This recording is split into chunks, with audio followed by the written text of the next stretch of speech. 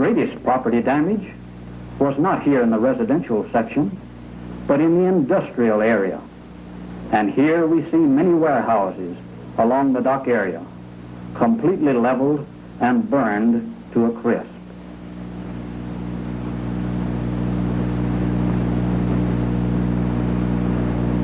Concrete warehouses are shattered. Ships are still burning in the bay. We see the hull that is left of the Monsanto plant with its large distillation towers rising as skeletons above the shattered buildings. The fire raged on.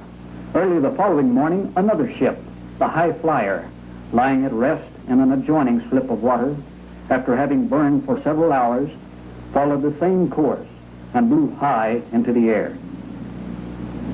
If possible, the second explosion was even greater than the first.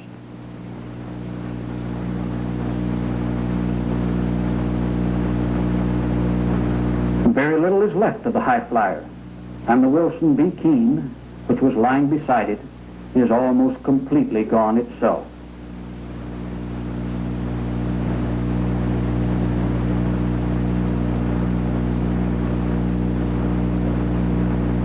The strength or the force of the explosion is almost beyond imagination.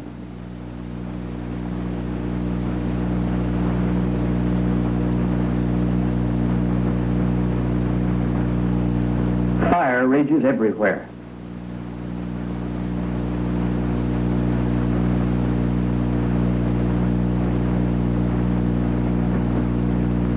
The large barge, now seen high on the bank, was once riding in the slip many yards from the Grandcamp.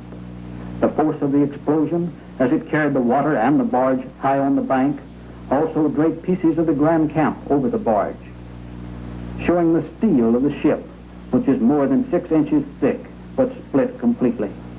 And if one looked closely, he saw the remains of a fire truck, which was at the scene and was being used in fighting the original fire, now draped over the barge. The large elevator in the background is still standing, but is condemned as unsafe because it is split from one end to the other. Very little remains of the conveyor that once ran from this elevator to the warehouses, as it is now a mass of tangled steel.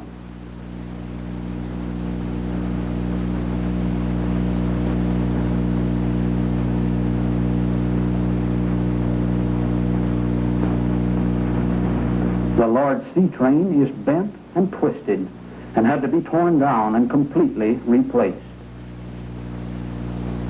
Fire trucks and automobiles are scattered everywhere, torn by the blast and burned by the fire.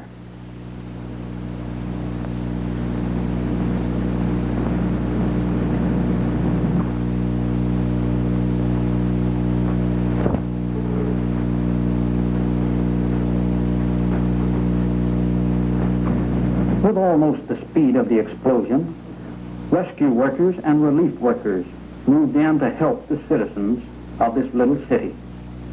The only road into the area was completely blocked.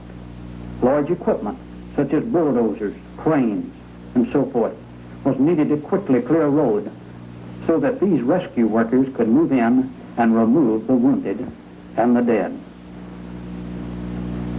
Among the first to arrive were the police agencies, members of the Texas Department of Public Safety, members of the police departments of Houston, Galveston, Port Arthur, Beaumont, and many surrounding towns early in the explosion sent help to the stricken city.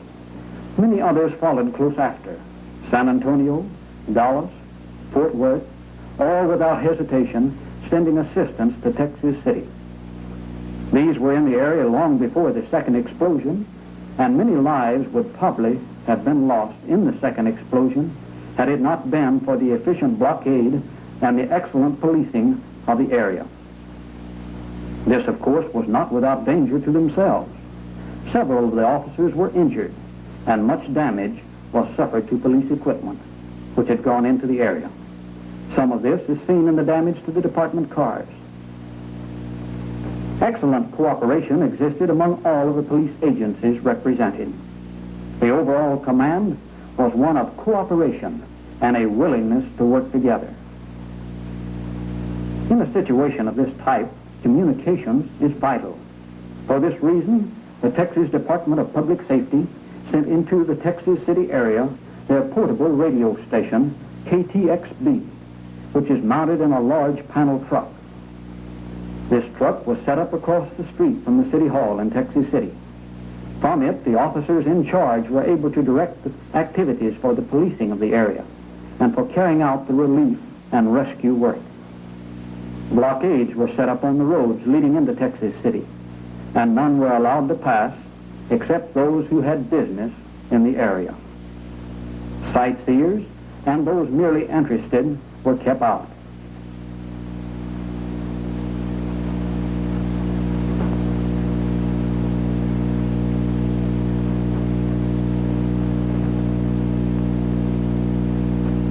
Patrols were maintained throughout the entire city because most of the houses were in such condition that they could not be locked. This type of policing was so effective and so complete that looting and pilfering were practically non-existent. The United States Army, the Red Cross, the Salvation Army, and many other agencies rushed to the scene to carry out relief work. All of the needs for those who were without homes and shelter were provided. The Army set up kitchens and soup lines and brought in cots and bedding for the workers and the homeless.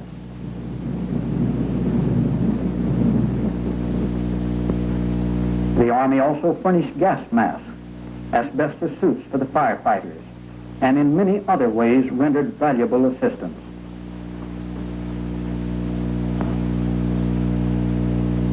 After the main fire had died down and we could get in closer, we were able to see more of the real destruction and the havoc that was wrought to this industrial port. We see the remains of the warehouses that extended out into the bay. Several of these were of concrete construction and what were called double warehouses. That is, they were two-story. They were made of reinforced concrete, and you can see from the pillars that are now extended up into the air the size of the building. They were approximately 2,000 feet long, and yet the blast was so great that all that is left is a pile of stone and bits of steel. The steel warehouses are literally stripped and remain skeletons, with the framework still standing, but warped, twisted, and bent out of shape. The half of the Wilson B. Keene, which remains, can be seen jutting out of the water. This ship was near the high flyer and suffered severe damage. But this is the loss in dollars and cents. This is the loss to property. It says nothing about the real loss, that of human lives. The actual number of dead as a result of the explosion and fire is still an unknown figure. We do know that 410 bodies and fragments of bodies passed through the Texas City Camp Wallace morgue. 80 bodies were taken directly to Galveston and Houston after the first blast. In addition to these, approximately 100 persons are still unaccounted for, and we may reasonably presume that these too lost their lives in the explosion and fire. As the bodies were being brought out of the disaster area, their number was so great that it was staggering, and considerable confusion resulted. A place had to be established for a morgue, and the high school gymnasium was chosen. A place had to be chosen to handle the bodies where they might be embalmed and preserved. Facilities were set up at McGar's garage. Here again, voluntary help came from every section of the state. Embalmers gave their time, and men came from many different police departments to assist in the identification work. In the confusion that existed at first, clothing was stripped from the bodies without regard being given to tying the clothing with the body. Thus, considerable difficulty existed in establishing identification in certain instances. However, this situation was straightened out, and a system set up whereby the same number was given to the body and to the personal effects, clothing, and so forth. It was readily recognized that here was an identification problem which would tax the greatest ingenuity of the identification men. In order to obtain as much information as possible about the individuals who were lost, interview boards were set up to take information from those seeking to identify their relatives. Identification charts were printed, and these had places for all the information necessary: the usual description, personal effects, description of clothing, and so forth. All of the bodies were completely processed. Fingerprints were taken from all those where it was at all possible. In many instances, it was necessary to remove the skin in order to obtain a satisfactory impression. When fingerprints were obtained, care was exercised to make sure that the number which had been assigned to this victim was also assigned to the fingerprint card. Then these were searched against the fingerprints that were submitted by those seeking to identify relatives. These cards were also searched through the police department files, through the personnel files of the various companies, through the files of the Texas Department of Public Safety in Austin, and the Federal Bureau of Investigation in Washington. Many of the fingerprint identifications were made at the morgue. Relatives were asked to bring all types of papers that might contain fingerprints of the missing person: Army discharge papers, Navy papers, seaman or port identification papers, and copies of prints from previous places of employment. The prints in some of the plants were completely or partially destroyed, and in most instances, identification had to be made by using fingerprints taken by a previous employer.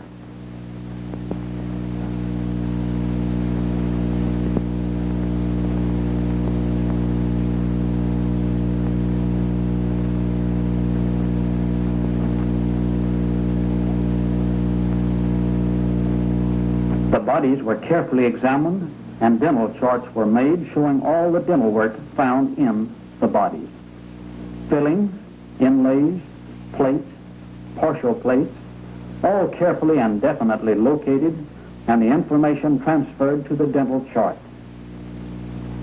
At first, when the number of bodies was so great, help was recruited from the dental school at Houston. Groups of dental students, under the supervision of a professor, came to Texas City and assisted in recording this type of information.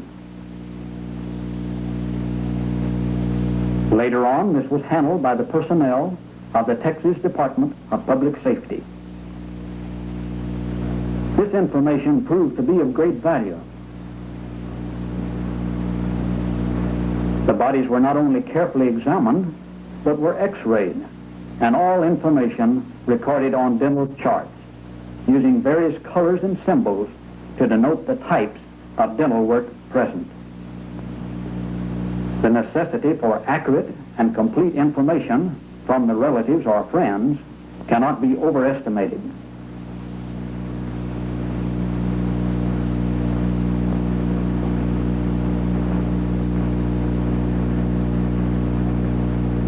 Complete information was taken from the bodies as to length. In many instances, as in the case of a badly burned body, it was necessary to obtain such information from a bone chart, or an instrument so devised that by measuring any of the long bones of the body, the complete or overall length could be accurately determined. While the morgue was in the high school gymnasium and the number of bodies to be examined was large, medical students from the University of Texas Medical School at Galveston helped with gathering this descriptive data. Later on, this was carried on by the technical personnel of the Texas Department of Public Safety. Other information was recorded, such as evidences of appendectomy and hernia operations, fractures. In some instances, the body was so badly burned that the incision could not be detected from observation. It was necessary to go into the body and search for the appendix.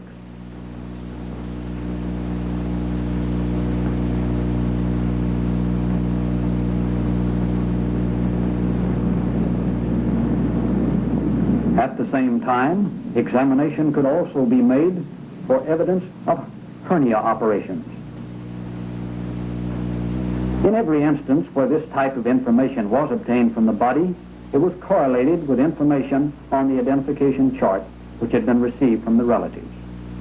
If the subject were a male, examination was made to determine whether or not he had been circumcised.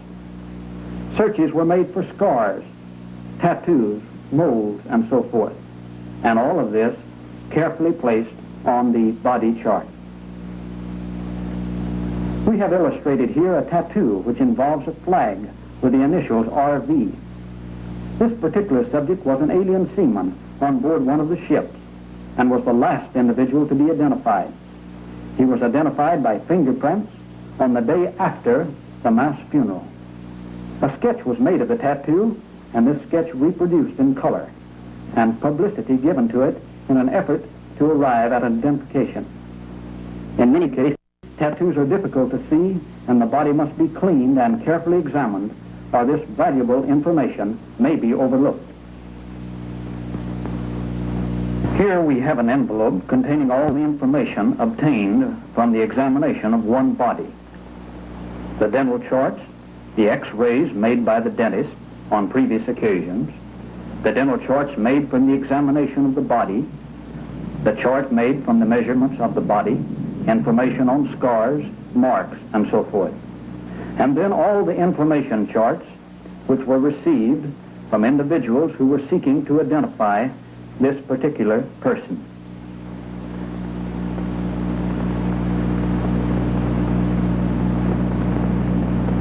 These are carefully compared and the information correlated.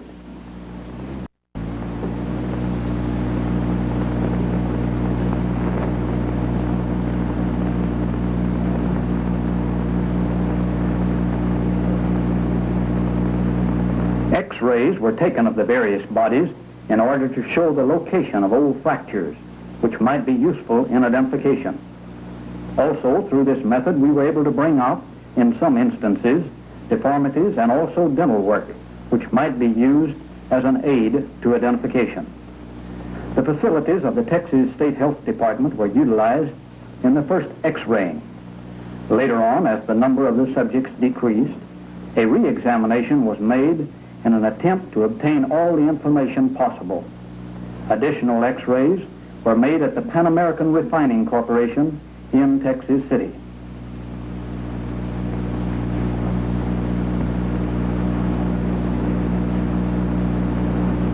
Of the 62 bodies which were buried in the mass funeral, only one is what would be considered a complete body, and this was identified the following day. The remainder of the bodies were fragments, cremated or almost completely cremated bodies. Where insufficient material was present to make an accurate positive identification, there were instances where parts of the bodies were identified, but the complete body could not be identified, and relatives chose to let the parts be buried in the mass funeral. In many cases, the victims were so badly burned that no fingerprints could be obtained, and it was impossible to identify them except by personal effects that were found with the remains. It is extremely important that articles of this type be carefully preserved and kept with the remains, or labeled in such a way that they are associated with the body where they were found, in order that identification may be assured. We have here illustrated a portion of a sock and a rubber band. These effects were found on one of the burned bodies, and because of the appearance of the rubber band, we were able to start toward an identification. The wife of this individual had described him as always wearing rubber bands on his socks. And with this as a starter, identification was finally established through fingerprints, though only one finger could be printed.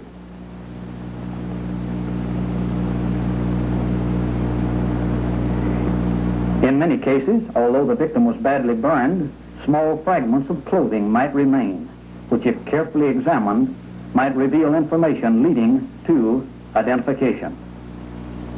A complete description of the clothing worn by the missing person is therefore extremely important. But this information is of no value unless proper care is exercised in collecting such articles at the time the victim is found and in keeping these articles with the body. Some 20 or 30 bodies were recovered which were burned to such an extent that they could be placed in shoeboxes. But even in these cases, some identifications were made. Keys and badges denoting where the person worked are also important and form the basis for many identifications. In some instances, workers carried unique tools. Some even had their initials on the tools, and many had locker keys. In another instance, a portion of a pair of men's shorts were found with the shoes and socks. The shorts had the initials PTC, which led to the identification of the subject. This particular case was further complicated by the fact that this was a boy who was wearing his father's shorts, so that the initials PTC were not those of any of the subjects that were listed as missing. Nevertheless, when these initials were publicized as appearing on the clothing, identification was established. In many instances, artificial plates were of considerable value in establishing the identity of the deceased. In other instances, the remains of glasses or glasses cases were helpful. In the case illustrated, the badge told us that the deceased had worked for Bellows Construction. By elimination of those missing persons who wore glasses and a final check with the optical company,